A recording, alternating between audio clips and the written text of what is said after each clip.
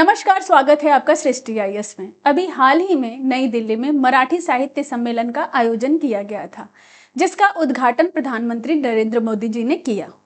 इस दौरान उनके बगल में शरद पवार जी बैठे हुए थे। शरद पवार एनसीपी के अध्यक्ष हैं। पूर्व में वह महाराष्ट्र के मुख्यमंत्री रह चुके हैं, केंद्रीय मंत्री भी रह चुके हैं। मोदी जी ने इस दौरान उन्हें पानी भी ऑफर किया। और इस सम्मेलन के बाद शरद पवार जी ने एक दावा किया। उन्होंने दावा किया कि 26 साल पहले 1999 में अटल बिहारी वाजपेयी जी विश्वास प्रस्ताव के दौरान सदन में अपना बहुमत साबित नहीं सिद्ध कर पाए थे, जिसके कारण एक वोट से ही उनकी सरकार गिर गई थी। तो उस समय उनकी जो सरकार गिरी थी, उस सरकार को गिराने में शरद पवार जी की भूमिका थी। भूमिका क्या? उनका यह कहना है कि विश्वास प्रस्ताव के दौरान 8 से 10 मिनट का जो ब्रेक हुआ था, उस समय में ही उन्होंने एनडीए के एक सांसद से संपर्क किया और उसको मना लिया कि वोटिंग के दौरान वह सरकार के खिलाफ वोट दे, और उसने ऐसा ही किया, जिसके कारण वाजपेयी सरकार गिर गई। अब आज के सेशन में हम यह जानेंगे कि शरद पवार जी का जो ये दावा है कि उन्होंने वाजपेयी सरकार को गिराया, इस दावे में कितनी सच्चाई है।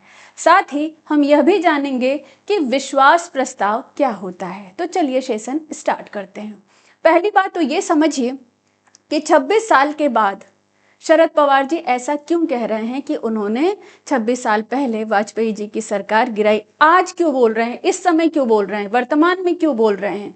तो इसके पीछे का कारण यह भी नहीं हो सकता है कि वह 26 साल से बीजेपी से जुड़े हुए थे, एनडीए के एक घटक दल के रूप में रहे हैं।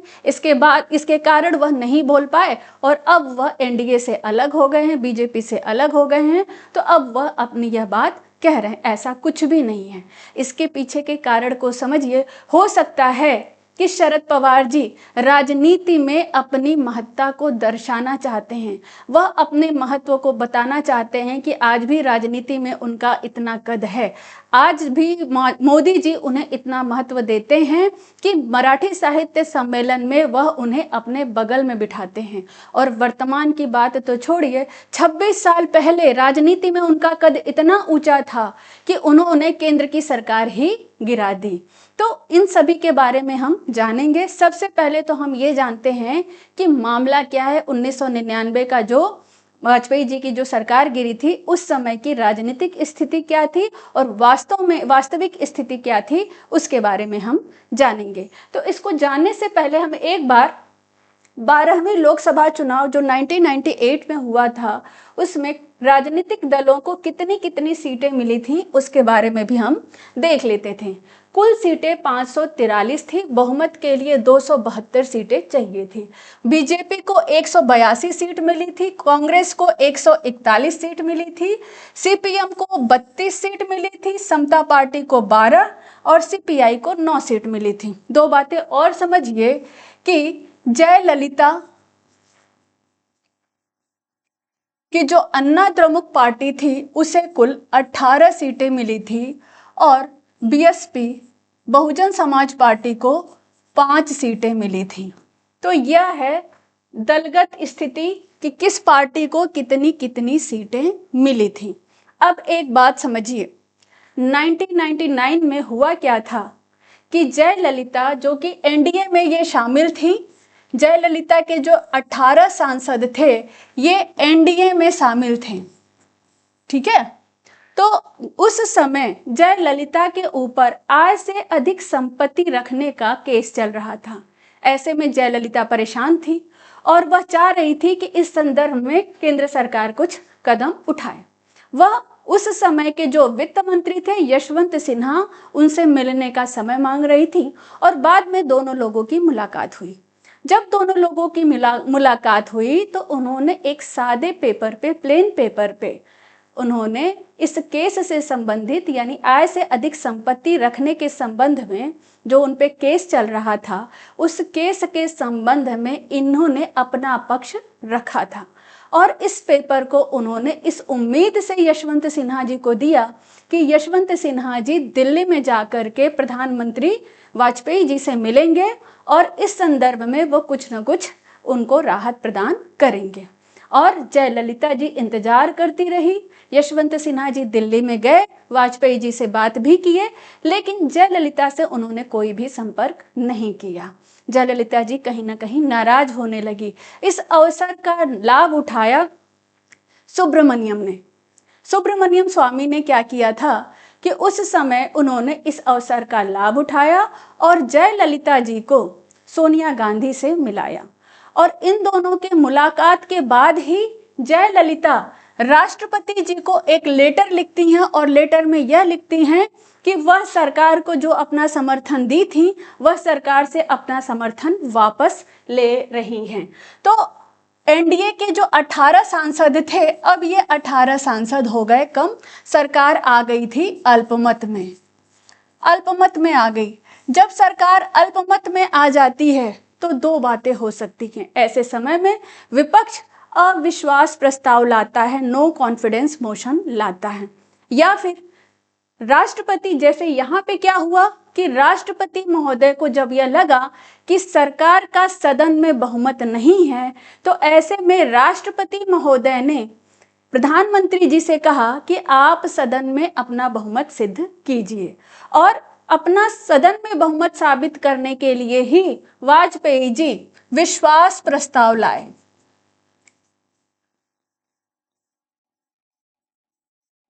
कॉन्फिडेंस मोशन लाए। विश्वास प्रस्ताव और अविश्वास प्रस्ताव का उल्लेख भारतीय संविधान में कहीं नहीं किया गया है, लेकिन यह संसदीय प्रक्रिया का एक हिस्सा है। और अगर हम बात करें भारतीय संविधान के आर्टिकल 75(3) में, तो उसमें स्पष्ट रूप से कहा गया है कि मंत्रिपरिषद सामूहिक रूप से लोकसभा के प्रति उत्तरदायी होगी। इसका आशय यह हुआ कि सरकार तभी तक सत्ता में बनी रहेगी जब तक कि उसका लोकसभा में बहुमत होगा। अगर लोकसभा में उसका बहुमत समाप्त होगा तो उसे सत्ता छोड़नी पड़ जाएगी। तो इसीलिए विश्वास प्रस्ताव के द्वारा सरकार सत्ता पक्ष सदन में अपना बहुमत साबित करती है, सदन में अपना विश्वास बताती है कि उसका सदन में विश्वास है। और जब विश्वास प्रस्ताव को लाया जाता है तो उसके बाद वोटिंग कराई जाती है। विश्वास प्रस्ताव जब पास हो जाता है तो इसके बाद सरकार सत्ता में बनी रहती है। तो जब विश्वास प्रस्ताव लाया गया तो दो बातें थी। विश्वास प्रस्ताव में जिस दिन वोटिंग होनी थी, वोटिंग से पहले की बात है। दो महत्वपूर्ण बातें हैं। महत्वपूर्ण बातें क्या हैं? पहली बात तो यह है कि वाजपेयी जी बीएसपी सुप्रीमो काशीराम और मायावती से मिले, और इन्होंने वाजपेयी जी को आश्वासन दिया कि उनके जो 5 सांसद हैं वो वोटिंग के दौरान सदन से वॉकआउट कर जाएंगे। वॉकआउट कर जाएंगे का मतलब क्या हुआ कि न तो वो वोटिंग के दौरान सरकार के पक्ष में न ही विपक्ष में वोट करेंगे। तो इनकी संख्या घट गई। इनकी संख्या घटना सरकार के लिए सही था। वाजपेयी जी खुश हो गए। ये तो पहली बात हुई। दूसरी, डीएमके ने कह दिया था कि वो सरकार के पक्ष में वोट करेंगे। तो डीएमके के ऐसा कहने के बाद वाजपेयी जी कहीं ना कहीं आश्वस्त हो गए थे कि अब उनकी सरकार, वह सदन में अपना विश्वास मत हासिल कर लेंगे, बहुमत साबित कर लेंगे। अब यह है महत्वपूर्ण बात। एक चीज और समझिए कि जब भी सदन में विश्वास प्रस्ताव या अविश्वास प्रस्ताव लाया जाता है तो संख्या बल के आधार पर पहले ही यह समझ में आ जाता है कि सरकार रहेगी या जाएगी। लेकिन वाजपेयी जी के समय में स्थिति थोड़ी सी अलग हो गई, थोड़ी जटिल हो गई थी।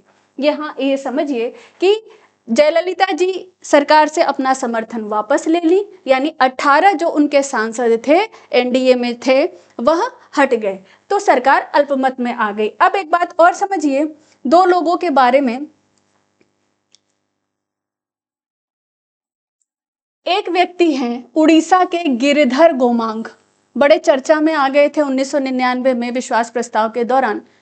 ये जो गिरधर गोमांग थे उड़ीसा के मुख्यमंत्री चुन लिए गए थे, लेकिन मुख्यमंत्री चुने जाने से पहले उड़ीसा के कोरापुट से वह लोकसभा के सदस्य थे, सांसद थे ये। और इन्होंने अपनी सदस्यता से त्याग पत्र नहीं दिया था और वह उड़ीसा के मुख्यमंत्री हो गए। हालांकि ऐसा होना नहीं चाहिए था, है ना। फिर इन्होंने क्या किया, वोटिंग के दौरान इन्होंने, यह लोकसभा में आ गए और उस समय के जो स्पीकर थे बाला योगी जी, है ना, तो उन्होंने क्या किया, उन्होंने इनको अनुमति दे दी वोटिंग के दौरान। ठीक। अच्छा, वाजपेयी जी भी क्या किए, वाजपेयी जी नैतिकता के कारण उन्होंने सब कुछ स्पीकर पे छोड़ दिया कि स्पीकर महोदय जो भी कहेंगे वह उसे मान लेंगे। और इन्होंने क्या किया, इन्होंने सरकार के खिलाफ वोट दिया। गिरधर गोमांग ने सरकार के खिलाफ वोट किया, जिसके कारण इनकी बड़ी आलोचना हुई। पहली तो यह गलती थी कि यह उड़ीसा के मुख्यमंत्री हो गए थे और इसके बावजूद उन्होंने अपनी सदस्यता, लोकसभा के जो सदस्य थे, अपने सदस्यता से उन्होंने इस्तीफा नहीं दिया। इतना ही नहीं, वह विश्वास प्रस्ताव के दौरान सरकार के खिलाफ वोट डाल करके आए। ठीक है। अच्छा, दूसरी बात एक और समझिए,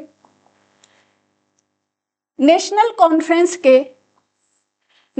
कॉन्फ्रेंस के एक सदस्य थे सैफुद्दीन